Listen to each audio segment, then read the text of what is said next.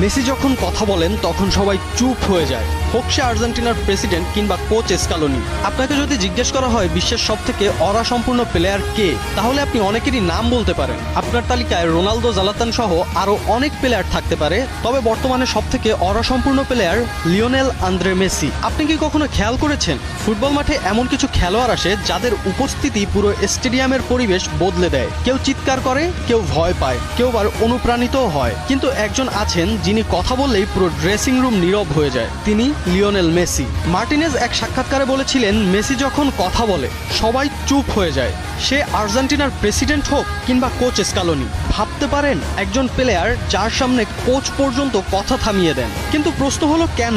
এটা কি শুধু তার 8টি ব্যালন ডি'অরের জন্য, নাকি বিশ্বকাপ জয়ের জন্য?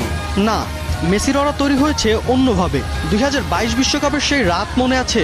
ফাইনালের আগের ড্রেসিং রুমে কেউ চিৎকার করেননি, কেউ বড় বড় কথা বলেননি, শুধু মেসি শান্ত গলায় বলেছিলেন, আজ আমরা ইতিহাস লিখতে নামছি। আর সেই একটা কথাই যেন পুরো দলকে বদলে দিয়েছিল। আর তারপর যা হয়েছিল তার সবারই জানা আছে। ডিপল, ডিমারিয়া, এমিলিয়ানো মার্টিনেজ সহ সব সতীর্থদের চোখে মেসি শুধু অধিনায়ক না, তিনি একটা অনুভূতি। ওতামেন্ডির শরীরে মেসির ট্যাটু। ডিপলকে আবার অনেকে মজা করে বলে মেসির বডিগার্ড, কারণ মাঠে কেউ মেসিকে ট্যাকেল করলেই সবার আগে ছুটে যান তিনি। এইসব বিষয়ই মেসিকে নিয়ে যায় অনন্য উচ্চতায়।